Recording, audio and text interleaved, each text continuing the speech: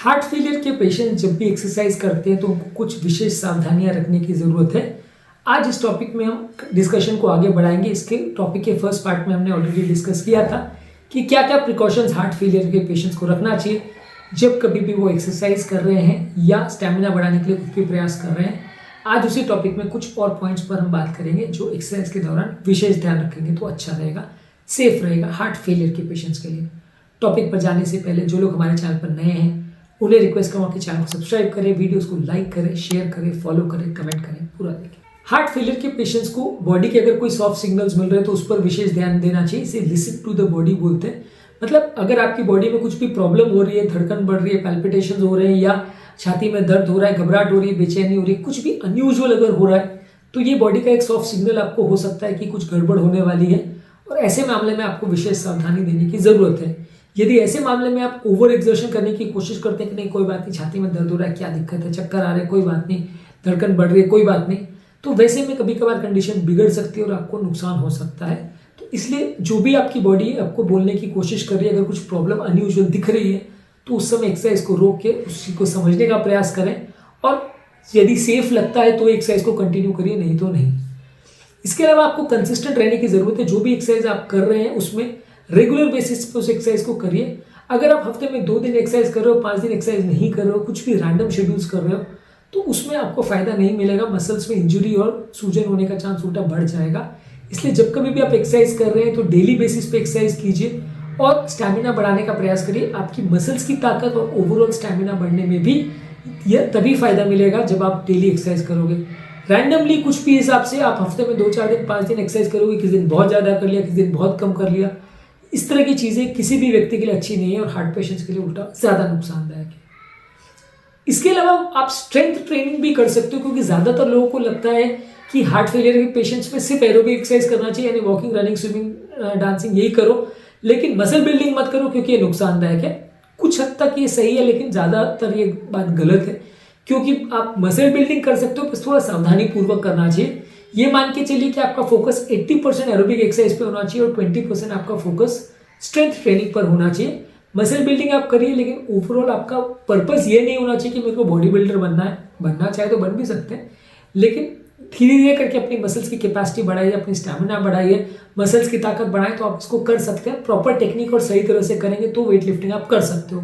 बहुत ज़्यादा heavy weights बिना स्टैमिना वाले व्यक्ति को नहीं उठाना चाहिए, थोड़ा रिस्की हो सकता है। अगर आप वजन उठाना चाह रहे हैं या उस तरह की एक्सरसाइज करना चाह रहे हो तो धीरे धीरे करके कैपेसिटी बढ़ाइए। 2 किलो, 4 किलो, 5 किलो, 10 किलो, धीरे धीरे करके स्टैमिना बढ़ाइए जितना आप मैक्सिमम लेवल तक पहुंच सके। सडनली हार्ट को ओवर एक्सर्ट मत करिए, सडनली बहुत ज़्यादा वजन एक बार में मत उठाइए। यदि आपकी स्टैमिना है तो करिए, अदरवाइज थोड़ा सावधानी पूर्वक करेंगे तो आप कर सकते हैं, बस थोड़ा कॉशियस रहकर करेंगे तो अच्छा है। इसके अलावा डीप ब्रीदिंग और रिलैक्सेशन एक्सरसाइज कर सकते हैं जिससे आपका ओवरऑल स्ट्रेस, एंजाइटी वगैरह कम होगा।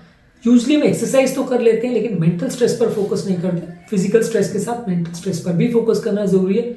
इसलिए आपको डीप ब्रीदिंग एक्सरसाइज, गहरी गहरी सांस लेना, मसल रिलैक्सेशन टेक्निक करना, गाइडेड इमेजरी करना, ये सारे स्ट्रेस रिलैक्सेशन के टेक्निक्स है जिस पर ऑलरेडी हमने एक सेपरेट वीडियो किया है। आप उसे प्रॉपरली फॉलो करिए, ये आपके मन को शांत रखने में काम करेगा और धीरे धीरे करके आपको ओवरऑल बॉडी के स्ट्रेस हार्मोन्स जो कि हार्ट के लिए नुकसानदायक हो सकते हैं उसको ये कम करने में मदद करेगा। घर पर भी या किसी भी और तरह की एक्टिविटी में जब भी आप हैं, फिजिकल एक्टिविटी में रेगुलरली खुद को इन्वॉल्व रखिए। घर पर भी या ऑफिस पर भी कहीं पर भी आप हैं तो बॉडी को पड़े मत रहने दीजिए, रेगुलर फिजिकल एक्टिविटी में इन्वॉल्व करिए। लिफ्ट के बदले सीढ़ी का प्रयोग करना, हेल्दी हैबिट्स करना, डेली वॉक के लिए जाना, आसपास में कोई चीज़ों को खरीदने जाना है तो वॉक करके चले गए, तो ये सारी चीज़ें से आपका बॉडी हमेशा एक्टिव रहती है, हमेशा फिट रहती है। ऑफिस में भी अगर आप काम कर रहे हैं तो लंबे समय तक बैठ के काम नहीं करिए, थोड़ा बीच बीच में उठ के रिलैक्स कर लीजिए, थोड़ा चलने फिरने चाहिए। तो ये सारी चीज़ें कंपेरेटिवली आपकी बॉडी को एंगेज रखती है, सारे मसल्स की टोन मेंटेन रखती है और आपकी बॉडी को लंबे समय बैठने से जो प्रॉब्लम्स हो सकती है उससे आपको बचाती है। इसके अलावा रेगुलर वेट मॉनिटरिंग करिए।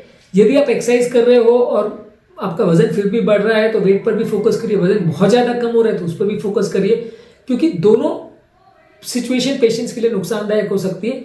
आपका बॉडी मास इंडेक्स या ओवरऑल वेट जो है नॉर्मल रेंज में रहना चाहिए। बहुत ज़्यादा बढ़ेगा तो ओबेसिटी रिलेटेड प्रॉब्लम्स होगी, बहुत कम होगा तो वीकनेस के रिलेटेड प्रॉब्लम्स होंगी।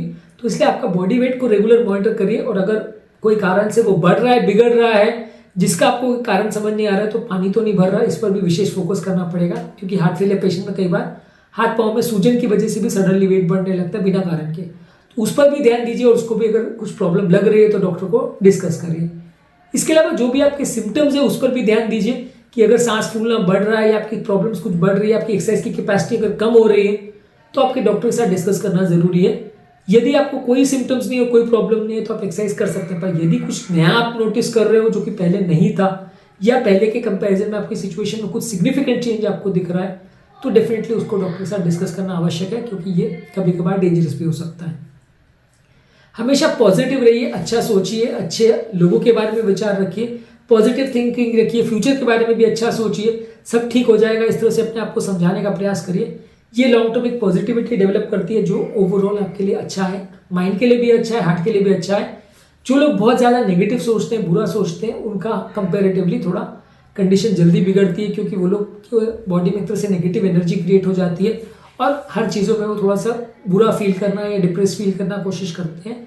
तो इसको आप निकलने का इससे प्रयास करिए, और पॉजिटिव अपने आप को रखिए। मोटिवेशन का भी कोशिश करिए, दूसरों की लाइफ से मोटिवेट होने का प्रयास करिए। किसी और को आप जानते हो जो इस तरह की बीमारियों से निकल के बाहर आया हो, या जिसने अच्छी लाइफ अपनी बनाई हो, सक्सेसफुल रहा हो, या कोई इस तरह का व्यक्ति हो जो एथलेटिक परफॉर्मेंस में गया हो, तो इस तरह के लोगों से आप मोटिवेशन ले सकते हैं और अपने आप को एनकरेज कर सकते हैं कि आपको भी उनके जैसा बनना है। तो इस तरह की थॉट प्रोसेस से भी कई बार आपको फायदा मिलता है। इसके अलावा जो कोई भी आपको बीमारी है, जो कोई भी आपके टिप्स हैं, प्रिकॉशंस है, उसके बारे में खुद को और अपने फैमिली मेंबर्स को और आसपास के लोगों को प्रिकॉशंस के बारे में बता के रखिए। आपको हार्ट फेलियर है, या आपके जिम ट्रेनर को और आसपास के एटलीस्ट 2-4 लोगों को पता रहना चाहिए कि इमरजेंसी में क्या करने की आवश्यकता है, क्योंकि कई बार सडनली कुछ प्रॉब्लम हो जाती है जो आपने भी पहले से प्लान नहीं की होती है, और आसपास किसी को पता ही नहीं होता कि ये आदमी है कौन और इसको क्या प्रॉब्लम हो रही है। तो या तो एक इमरजेंसी का कार्ड अपने पर्स में हमेशा रखिए, जिसमें आपका नाम, फोन नंबर और इमरजेंसी डिटेल्स अवेलेबल हो, या अगर किसी के साथ एक्सरसाइज कर रहे हैं तो उसको एटलीस्ट आपकी बीमारी के बारे में पता होना चाहिए, ताकि वो आपकी मदद कर सके और इमरजेंसी में सही ट्रीटमेंट आपको दिलवा सके। क्योंकि कभी कभार सडन अनकॉन्शियसनेस होना, सडनली हार्ट फेलियर होना, कंडीशन बिगड़ना, ये चीज़ें हो सकती हैं कभी कभार, भले रेयर है लेकिन हो सकती है। आपकी ओवरऑल कंडीशन कैसी है उस पर डिपेंड करता है। तो इस बारे में आपको और आपके आसपास के ट्रेन करने वाले लोगों को या जिम वाले लोगों को पता होना चाहिए, ताकि वो इमरजेंसी होने पर आपकी मदद कर सके। और जैसी आपकी बॉडी की रिक्वायरमेंट है, जैसी आपकी ओवरऑल बॉडी की कंडीशन है, उसके हिसाब से अपनी सिचुएशन को चेंज कर सकते हैं, अडैप्ट कर सकते हैं। यदि आपकी एक्सरसाइज शेड्यूल अच्छी चल रही है तो उसको इम्प्रोवाइज कर सकते हैं, यदि कुछ बिगड़ रहा है तो उसको चेंज कर सकते हैं। यदि हार्ट फेलियर सुधर रहा है तो एक्सरसाइज बढ़ा सकते हैं, हार्ट फेलियर बिगड़ रहा है तो उस हिसाब से एडजस्ट कर सकते हैं। तो अलग अलग टाइम पे आपकी एक्सरसाइज शेड्यूल्स को और आपकी एक्सरसाइज की स्टैमिना को, कैपेसिटी को आप चेंज कर सकते हो। आपकी ओवरऑल हेल्थ की कैपेसिटी और हार्ट की कैपेसिटी के हिसाब से चीज़ों को एडजस्टमेंट आप कर सकते हो, जिससे आपको लॉन्ग टर्म बेटर रिजल्ट्स मिले। और ये ज़्यादातर गाइडेड हो, आपके डॉक्टर से पूछ के या डिस्कस करके इसको करें, या फिटनेस ट्रेनर से डिस्कस करके इसको करें तो ज़्यादा अच्छा है। तो आज के टॉपिक में हमने बात करी, यदि किसी व्यक्ति को हार्ट फेलियर है और वो एक्सरसाइज करना चाहता है तो क्या प्रिकॉशंस रखने की ज़रूरत है। ये इस टॉपिक का सेकंड पार्ट है, इसके फर्स्ट पार्ट को जरूर चेकआउट करिए, उसमें आपको कुछ और इंपॉर्टेंट पॉइंट्स और इन्फॉर्मेशन मिलेगी। एक्सरसाइज संबंधी प्रिकॉशंस बाकी हार्ट पेशेंट्स में क्या होते हैं उस पर भी हमने ऑलरेडी वीडियो किया, उसे भी जरूर चेकआउट करिए। उम्मीद करूंगा कि आज के टॉपिक में कुछ नई बातें जानने को मिली होगी। जो लोग हमारे चैनल पर नए हैं उन्हें रिक्वेस्ट करूंगा कि चैनल को सब्सक्राइब करें, वीडियोस को लाइक करें, शेयर करें, फॉलो करें, कमेंट करें, पूरा देखें।